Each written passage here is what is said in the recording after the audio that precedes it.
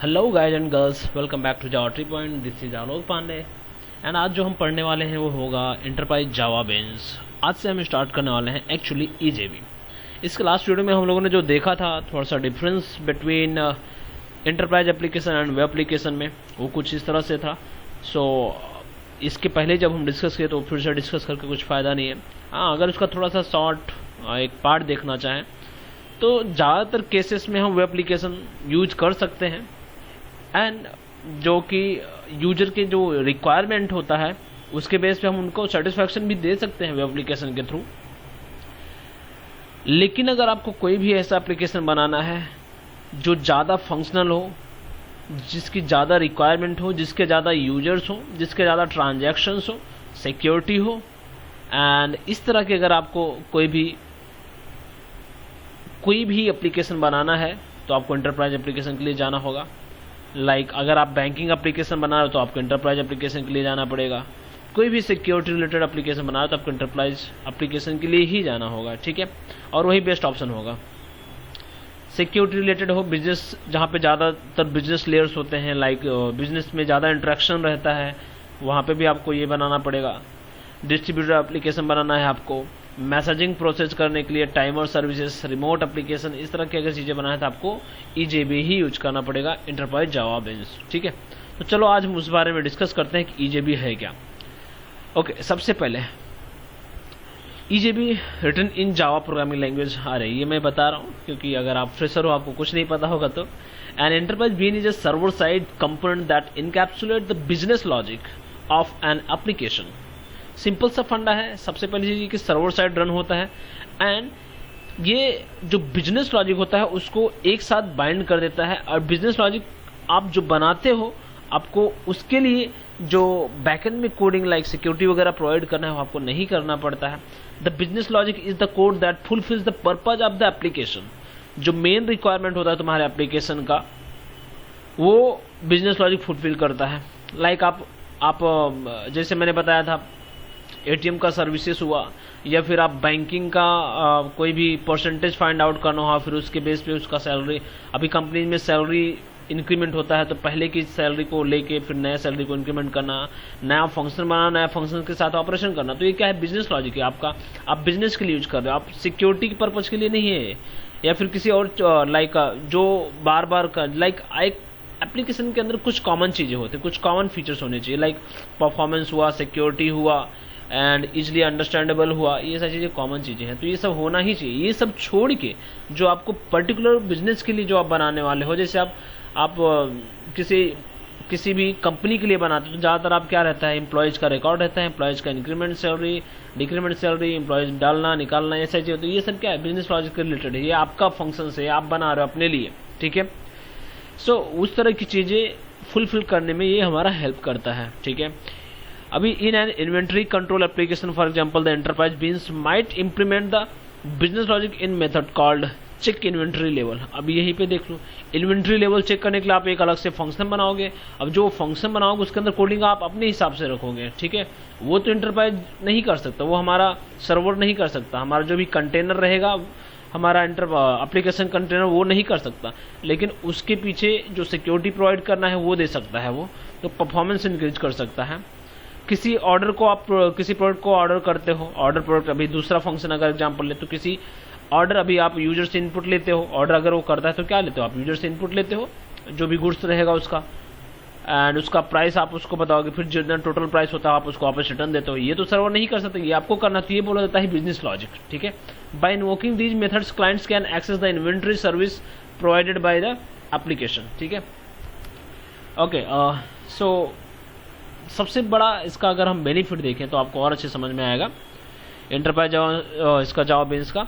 So enterprise beans simplifies the development of large and distributed application. क्या है enterprise बेंस, हमारा क्या करता है कि हमारे जो एप्लीकेशन आप अगर वेब एप्लीकेशन के थ्रू बना रहे हो, अगर आप उसे 10 घंटे में बनाते हो तो ये एप्लीकेशन आप सीधे 5 या 6 घंटे में बन जाएगा, वही हाफ टाइमिंग में हो जाएगा। एंड ज़्यादातर ये बेटर रहता है, लार्ज एप्लीकेशन के लिए ही यूज होता है एंटरप्राइज जावा बेंस। अगर आपको छोटे मोटे एप्लीकेशन बनाना है तो आपको वही बेटर है कि आप वो एप्लीकेशन बनाओ, ठीक है। एंड ज़्यादातर डिस्ट्रीब्यूटेड आर्किटेक्चर के लिए यूज करते हैं हम। EJB container provides system level services to enterprise business. System level services जैसे मैंने बताया अभी, सिक्योरिटी हुआ, ट्रांजैक्शन हुआ, ये सब सिस्टम लेवल सर्विसेज बोले जाते हैं. It is responsible for system level service such as transaction management, security authorization. ये सब क्या है, हमारा सिस्टम लेवल सर्विसेज हुआ. एंड जो हम बिजनेस के लिए यूज करते हैं वो हमारा बिजनेस लॉजिक बोला जाता है. लाइक जैसे मैंने अभी बताया, अपडेशन डिलेशन, कोई भी ट्रांजेक्शन, लाइक नॉर्मल आप डेटाबेस के साथ कुछ काम करते हो, वो सब क्या है, वो हमारा बिजनेस लॉजिक है. एंड सिक्योरिटी मैनेजमेंट हमारा, परफॉर्मेंस मैनेजमेंट, ट्रांजैक्शन मैनेजमेंट, ये सब हमारा बोला जाता है सिस्टम सर्विसेज. ठीक है. The client developer does not have to code the routines that implement business rules और एक्सेस डेटाबेस. तो क्या बोल रहा है सिंपल कि क्लाइंट, यानी अभी आप एक तो सर्वर बनाने वाला कोई होगा बंदा, एंड दूसरा होगा क्लाइंट जो आपके एप्लीकेशन को बना रहा होगा. जो एप्लीकेशन को बना रहा है उसको बिजनेस से रिलेटेड जो कोड, जो डेली जो कॉमन कोड्स होते हैं वो लिखने की जरूरत नहीं पड़ती है. जो रूल्स होते हैं बिजनेस के लिए वो लिखने की जरूरत नहीं पड़ती है. वो उनको बनी बनाई मिल जाती है. उनको सिर्फ बिजनेस का लॉजिक लिखना रहता है. रूल्स अलग होता है, लॉजिक अलग होता है. रूल्स वो होता है जो हर एक बिजनेस के लिए अप्लाई होता है. जैसे सिक्योरिटी हुआ, अभी वो कोई भी बिजनेस आप करो उसमें सिक्योरिटी तो आपको चाहिए. एंड डेटाबेस के अंदर ट्रांजैक्शन जब आप करते हो तो कंकरेंसी प्रॉब्लम आता है. एक ही बार में मल्टीपल यूजर अपडेशन कर रहे होते हैं तो वहां पे भी आपको प्रॉब्लम आता है. इस तरह का जो प्रॉब्लम है वो हमारा एंटरप्राइज जावा बिजनेस के थ्रू सॉल्व हो जाता है. उसके लिए EJB जो कंटेनर होता है वो खुद उसका सोल्यूशन प्रोवाइड करता है, जबकि बिजनेस लॉजिक आपको लगाना रहता है. As a result the client are thinner a benefit that is particularly important for clients that run on small devices. Okay, that runs on small devices.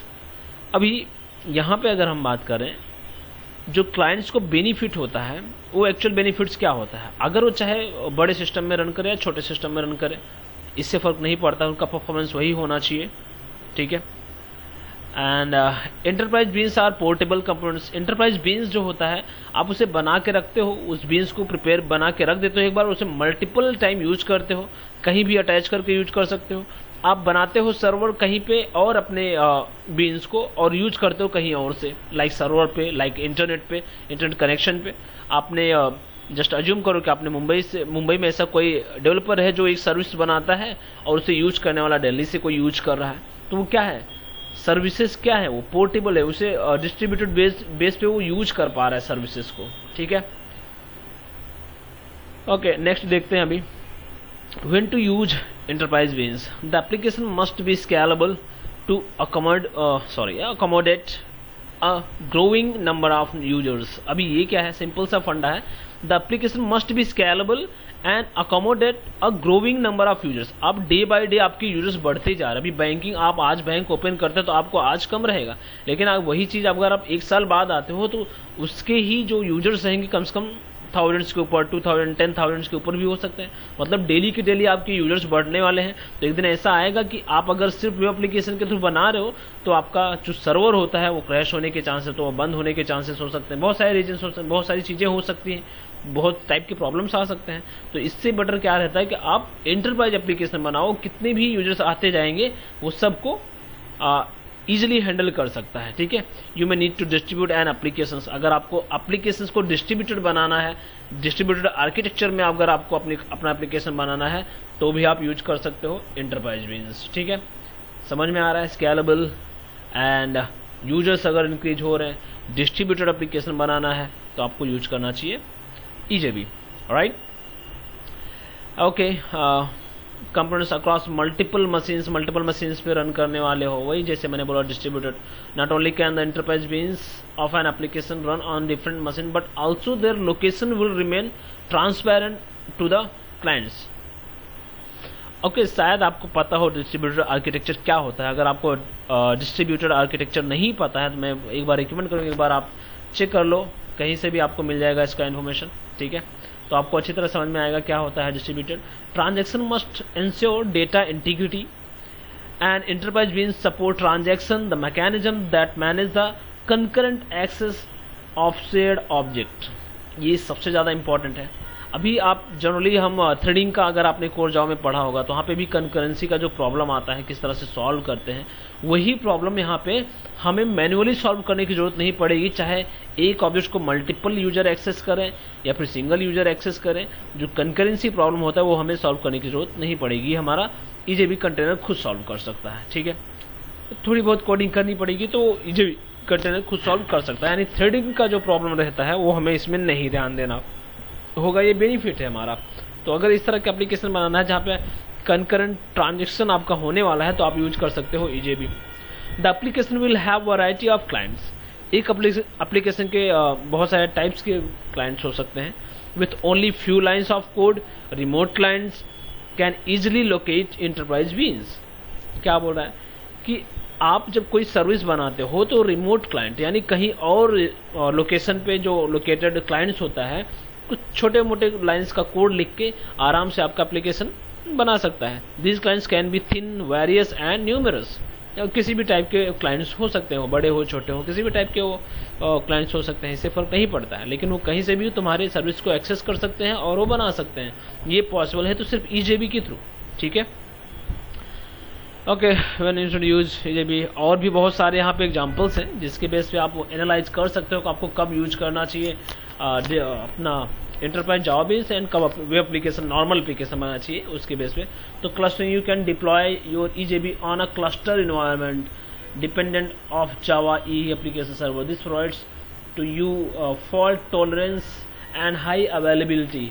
अब ये क्लस्टरिंग क्या होता है, शायद आपने थोड़ा बहुत पढ़ा हो डेटा स्ट्रक्चर, उसमें भी रहता है क्लस्टरिंग, सैड में भी रहता है। ये जो पार्ट है बहुत जगह मिल जाएगा आपको। तो मैं एक बार सजेस्ट करूंगा क्लस्टरिंग आप एक बार देख लो, मैं वो नहीं एक्सप्लेन करने वाला। लेकिन हाँ, अगर क्लस्टरिंग वे में आप अपने एप्लीकेशन को डिप्लॉय करते हो तो बेनिफिट क्या होता है कि आपको फॉल्ट टॉलरेंस कम होगा। आपको ज़्यादातर आपके एप्लीकेशन में फॉल्ट नहीं आने वाला है, एक स्मूथली रन होने वाला है आपका एप्लीकेशन एंड हर समय अवेलेबल रहने वाला है। ऐसा नहीं होगा कि आपका सर्वर डाउन हो गया, सर्वर की कुछ प्रॉब्लम्स आ गए, ज़्यादातर ऐसे होते हैं, तो ऐसा नहीं होने वाला है। आपको ये बेनिफिट रहेगा। तो आपको इस तरह के प्रॉब्लम्स भी सॉल्व कर देते हैं हमारा ईजेबी के बेस पे। कंकरेंसी विदाउट यूज थ्रेड्स, मैंने अभी बताया कंकरेंसी का प्रॉब्लम विदाउट थ्रेड यूज किए। All EJB are instantiated through a pool of projects, then your application gains a performance and without thread complexity. अरे ये तो सबसे बड़ा बेनिफिट है कि अभी जब आप कोई भी ईजेबी का ऑब्जेक्ट इंस्टेंशिएट करते हो, अभी ईजेबी को जब आप बनाते हो, जब आप अपने सर्वर पर डिप्लॉय करने के बाद जब वो रन होता है तो एक पूल के बेसिस पे उसके जो ऑब्जेक्ट होते हैं वो रेडी हो जाते हैं और उसको कोई भी एक्सेस कर सकता है। वो तो पूल के मैं आगे डिस्कस करने वाला हूँ। तो इससे होता क्या है कि जो ऑब्जेक्ट है आपका ऑलरेडी बना हुआ है, सिर्फ आपको एक्सेस करना है, उसको यूज करना है। ठीक है, एक लाइन, एक लीनियर वे में वो पड़ा हुआ है ऑब्जेक्ट रेडी होके, तो आप जितने भी यूजर्स आएंगे वो एक्सेस करता जाएगा एंड उसे यूज करके डिस्ट्रॉय करता जाता है। ठीक है, तो वो सब सर्वर का काम, वो हमारा काम नहीं है। Transaction through JTA, all EJB can benefit of transactionality management for different resources. The most important database using annotations is easy to delimit the frontier or every transaction and manage them.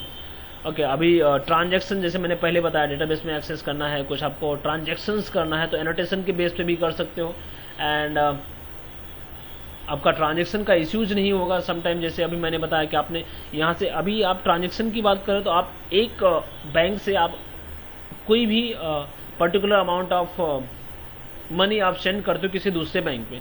क्या ऐसा possible है कि आप यहाँ से send करो और वहाँ पे ना पहुँचे और यहाँ पे दिखा दे कि सेंड हो चुका है? तो अगर इस तरह के जो प्रॉब्लम्स होते हैं, अगर इस तरह के प्रॉब्लम्स को सॉल्व करना है तो हम इसके थ्रू कर सकते हैं। ठीक है, ये वेब एप्लीकेशन के थ्रू अगर आप करने जाओगे तो आपको मैनुअली इतनी सारी कोडिंग करनी पड़ेगी, आपको बहुत टाइम वेस्ट हो जाएगा। Connection pool to database, all EJB can access to connection pool defined into the Java. ठीक है, अब आई थिंक इतना इनफ है। अगर आपको चाहिए तो ये रीड कर सकते हो, मैं आगे करता हूँ अभी। ठीक है, जास टाइप्स ऑफ इंटरप्राइज बीन्स की बात करें तो टोटल 3 टाइप के हैं, session bean, entity bean, message driven bean. First one जो है वो है हमारा सेशन बीन, उसमें है stateless session bean, stateful session bean and singleton session bean. इन सब का डिफरेंट यूज है।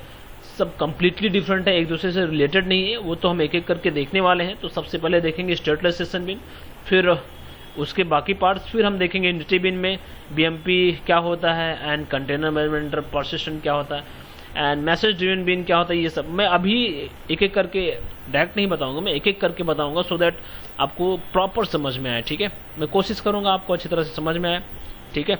एंड यहाँ पे जो वर्जन्स दिए हैं मैंने यहाँ पे देख सकते हो, इसका J2E का 1.2, 1.3, 1.4, 5 एंड इवन दिसंबर कब रिलीज हुआ था वो भी दिया था। अगर आप देखना चाहो तो यहाँ से रीड कर सकते हो नीचे से। आज जो करंट वर्जन है वो हमारा रहेगा जावा EE 8 जिसके ऊपर हम काम करने वाले हैं, ठीक है।